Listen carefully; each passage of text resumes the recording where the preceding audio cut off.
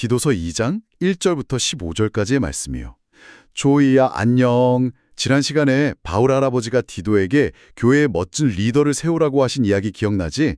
오늘은 교회 안에 있는 여러 사람들에게 어떻게 하나님의 말씀을 가르쳐야 하는지 알려주시는 장면이야. 네. 바울 할아버지는 디도에게 오직 바른 가르침에 어울리는 것들을 말하라고 당부하셨어. 첫 번째로 나이가 많은 할아버지들에게는 욕심을 참고 신중하며 믿음과 사랑 안에서 튼튼한 마음을 가지라고 가르치라고 하셨지. 그리고 할머니들에게는 거룩하게 행동하고 다른 사람을 흉보지 않으며 좋은 것을 가르치는 분들이 되라고 하셨어. 조이야, 왜 할머니들이 좋은 것을 가르쳐야 할까? 바로 젊은 엄마들을 잘 도와주기 위해서란다. 젊은 엄마들이 남편과 아이들을 증폭 사랑하고 집안을 지혜롭게 잘 돌보도록 이끌어주라는 뜻이야. 그래야 사람들이 하나님의 말씀을 욕하지 못하거든. 아, 또 젊은 삼촌들에게는 생각과 행동을 조심하는 신중한 사람이 되라고 타일이라고 하셨어. 무엇보다 바울 할아버지는 디도 스스로가 먼저 착한 일의 본보기가 되어야 한다고 강조하셨단다. 말씀을 가르칠 때는 장난치지 말고 진지하게 하고 흠잡을 데 없는 바른 말을 써야 해. 네. 그러면 하나님을 반대하는 사람들도 꼬투리를 잡지 못하고 스스로 부끄러워하게 될 테니까 말이야. 그리고 그때는 남의 집에서 일하는 종들이 많았는데 그들에게는 주인의 물건을 훔치지 말고 기쁜 마음으로 순종하라고 가르치라고 하셨어. 그렇게 성실하게 일하면 우리를 구원하신 하나님의 가르침이 그들의 삶을 통해 반짝반짝 빛나게 되기 때문이지. 조이야, 우리가 이렇게 매일매일 착하고 바르게 살아야 하는 진짜 이유가 무엇인지 아니? 바로 우리를 향한 하나님의 놀라운 은혜가 나타났기 때문이야. 이 은혜는 우리에게 나쁜 욕심을 버리고 깨끗하게 살도록 가르쳐준단다. 네. 예수님은 우리를 대신해서 십자가에 자신의 생명을 내어주셔서 우리를 모든 죄에서 건져내시고 깨끗하게 씻어주셔서 착한 일을 열심히 하는 하나님의 특별한 백성이 되게 하시려고 말이야. 우리는 이 멋진 예수님이 다시 오실 날을 두근거리는 마음으로 기다리며 살아가는 거란다. 와, 할아버지의 목소리를 이렇게 쭉 들으니까요. 바울이 디도에게 보낸 이 오래된 편지가 마치 오늘날 우리 가족에게 직접 도착한 편지처럼 아주 생생하게 느껴지네요. 네, 진짜 따뜻하죠. 그리고 방금 읽어드린 본문을 주의 깊이 들어보면요. 바울 할아버지가 단순히 모두 다 같이 착하게 삽시다 이렇게 뭉뚱그려 말하지 않으시더라고요. 맞아요. 아주 구체적으로 대상을 나누어서 설명하고 있죠? 네, 저도 그 부분을 들으면서 막 머릿속으로 그림을 그려보게 되더라고요. 나이 많은 할아버지 할머니, 그리고 젊은 엄마, 삼촌, 심지어 종들에게까지 각자 다르게 주신 구체적인 가르침이 정말 신기하고 흥미로웠어요. 그쵸. 정말 세심하죠. 네, 마치 우리 가족 모두를 위한 맞춤형 행동 설명서를 주신 것 같지 않나요? 왜 이렇게 구체적으로 알려주셨을까요? 그 질문을 이해하려면요. 이 편지가 쓰인 1세기 로마 제국의 상황을 아주 잠깐 들여다볼 필요가 있어요. 당시 사회는 철저한 계급 사회였거든요. 계급사회요? 네. 나이 많고 돈 있는 성인 남성만이 존중받았고요. 젊은 여성이나 노인, 특히 노예, 즉 종들은 사회적으로 목소리를 내거나 중요한 존재로 여겨지지 않았습니다.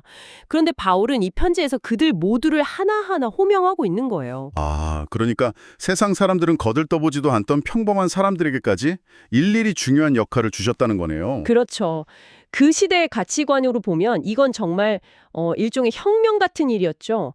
바울이 이렇게 각자의 나이와 성별, 직업에 맞춰서 지침을 내린 진짜 이유는요. 이 모든 사람들의 매일매일의 평범한 행동이 곧 하나님의 말씀을 증명하는 가장 강력한 무기가 되기 때문입니다. 하나님의 말씀을 증명하는 무기요? 와. 네, 특히 흥미로운 건 종들에게 주어진 메시지예요. 바울은 종들에게 주인의 물건을 훔치지 말고 성실히 일하라고 하잖아요. 왜냐하면 그들의 그런 작은 행동들이 우리를 구원하신 하나님의 가르침을 더욱 반짝반짝 빛나게 만들기 때문이라고 설명하거든요. 그 말씀을 들으니까 약간 충격적이기도 해요. 왜냐하면 종들은 당시 사회에서 가장 바닥에 있던 사람들이잖아요. 그냥 시키는 일이나 억지로 하면서 하루하루 버티는 삶이었을 텐데 말이죠. 네, 그렇죠. 늘 무시당하는 위치였으니까요. 그런데 바울은 당신들이 어떻게 청소하고 주인을 대하느냐에 따라 그 위대하신 하나님의 가르침이 빛날 수도 있고 가려질 수도 있다. 이렇게 말한 셈이니까요. 와, 평범한 일상이 완전히 새로운 의미를 가지게 된 거군요. 바로 그 지점입니다. 일상의 무대화라고 할 수 있죠. 우리는 흔히 신앙이라고 하면 주일에 교회 예배당에 앉아서 찬양하고 기도하는 특별한 시간만을 떠올리기 쉽잖아요. 맞아요. 뭔가 홀리한 시간들이요. 하지만 바울이 당부한 건 밥을 짓고 직장에서 상사의 지시를 따르고 아이를 돌보는 그 모든 지극히 현실적이고 평범한 순간들이야말로 하나님이 일하시는 진짜 무대라는 겁니다. 젊은 여성들이 가정을 돌보고 남성들이 신중하게 행동할 때 세상은 보이지 않는 하나님을 느끼게 되니까요. 솔직히 말해서 그 선언이 참 멋지긴 한데요. 동시에 마음 한구석이 턱 막히는 기분도 들어요. 평범한 일상 속에서 매일매일 화내지 않고 남을 배려하며 착하게 산다는 건 어른인 저에게도 정말 어려운 일이거든요. 충분히 공감합니다. 쉽지 않죠. 우리 방송을 함께 듣고 계신 부모님들도 100% 공감하실 거예요.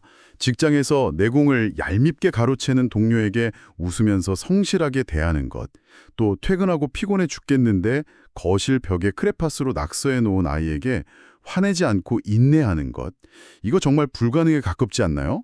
맞아요. 진짜 매일매일이 인내심 테스트잖아요. 우리 어린이 친구들도 마찬가지일 거예요. 내가 하루 종일 정성껏 조립한 레고를 동생이 순식간에 박살냈을 때 나는 좋은 본보기가 되어야지 이런 생각이 먼저 들 리가 없잖아요. 화가 막 머리끝까지 치밀어 오르죠. 이건 매일 억지로 지켜야 한다고 생각하면 너무 답답해요. 만약 바울이 너희는 무조건 참고 화내지 말고 이 행동규칙 100가지를 완벽하게 지켜라. 안 그러면 벌받는다. 이렇게 말했다면 우리는 모두 절망했을 겁니다. 그건 아까 말씀하신 그 피곤한 보드게임이랑 똑같으니까요.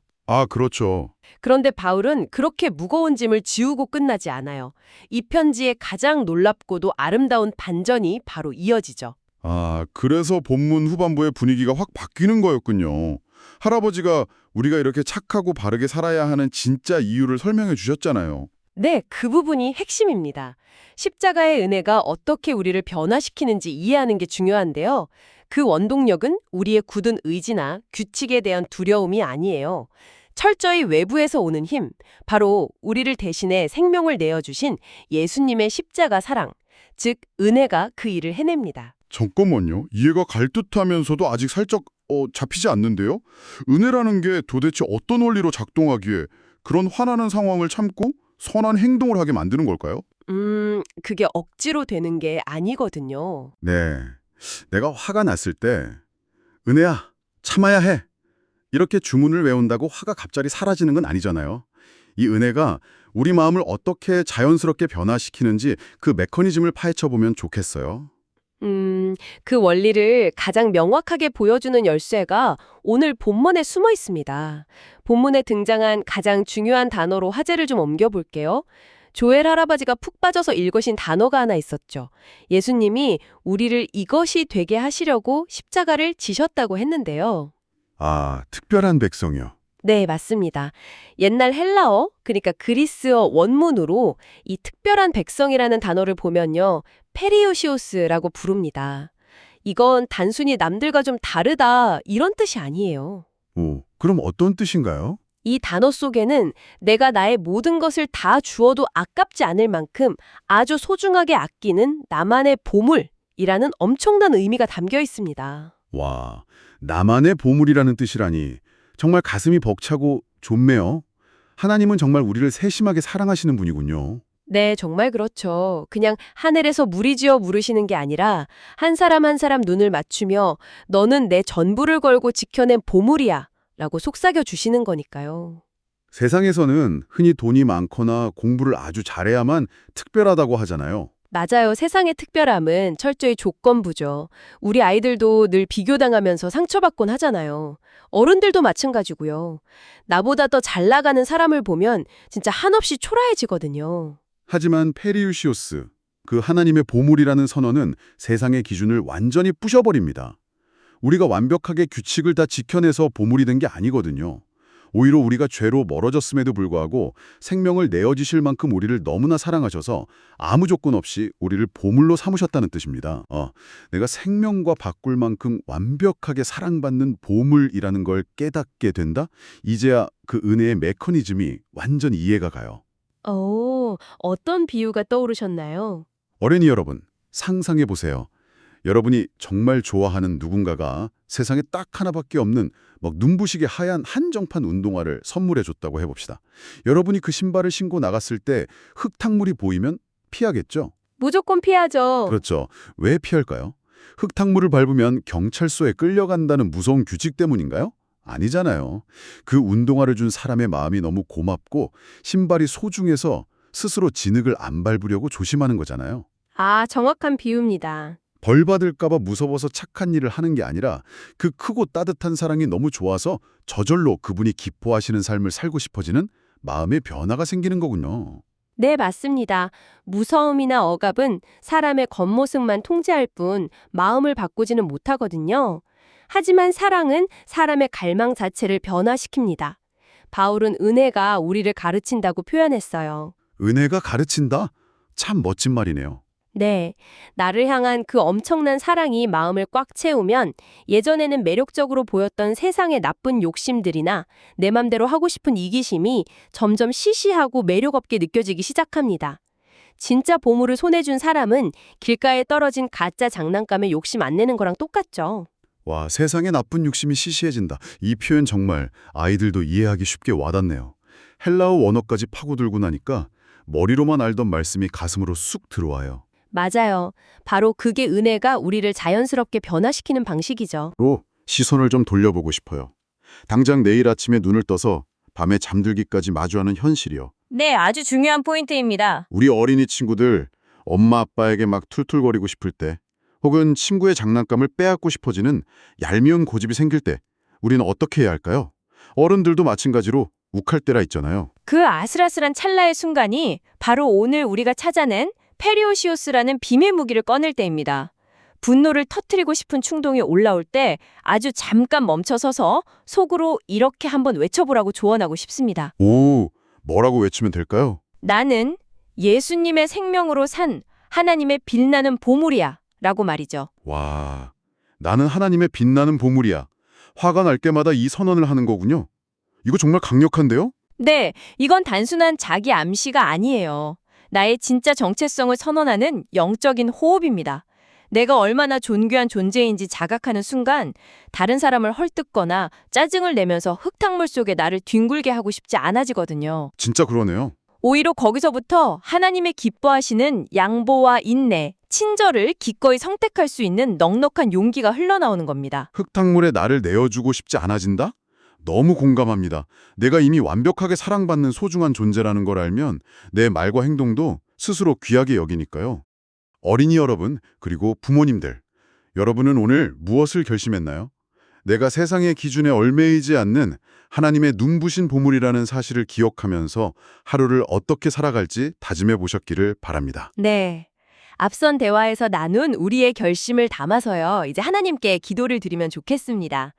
함께 마음을 모아주세요. 네, 나를 가장 소중한 보물로 불러주시는 하나님 아버지 참 감사합니다.